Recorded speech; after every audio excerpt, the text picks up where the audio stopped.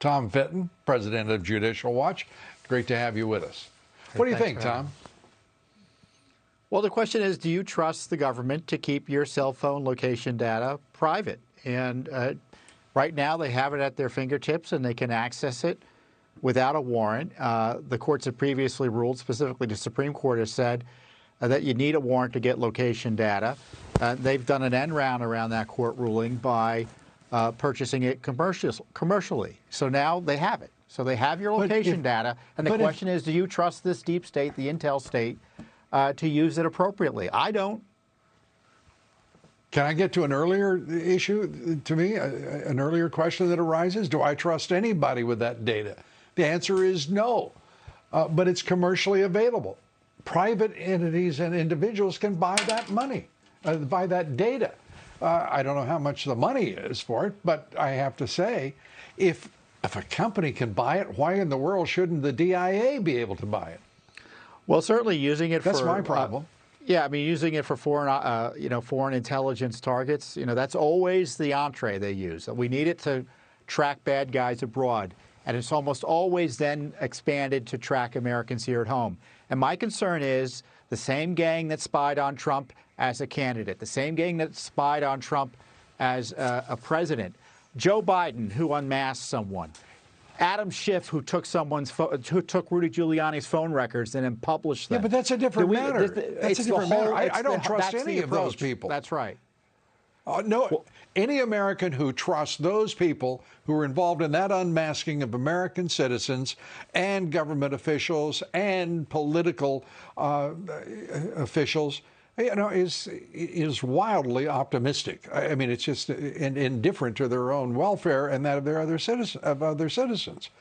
But this is a case where the New York Times has made a big deal out of the fact that anyone can buy this data, almost anyone, and the DIA shouldn't be able to. I can't square that up. I mean, I'm very upset about all that has happened here, but they seem to me to be quite a different matter.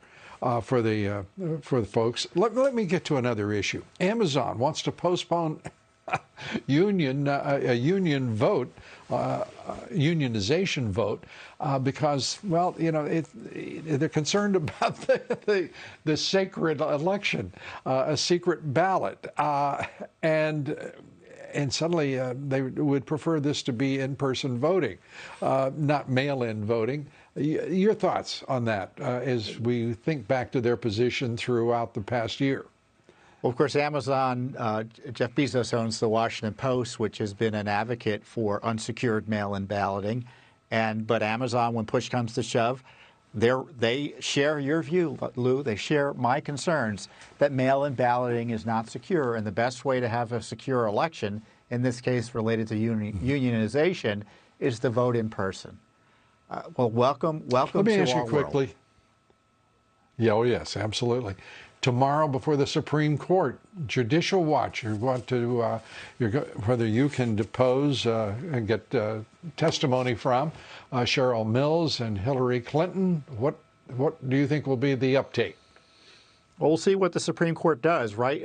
Currently, as it stands, the courts have protected Hillary Clinton in a way that they wouldn't protect anyone else, and they've undermined the Freedom of Information Act to allow senior government officials to take documents and get away from having any accountability before the courts. And we think the Supreme Court needs to step in. We'll see if they'll continue to protect Hillary Clinton. I hope not.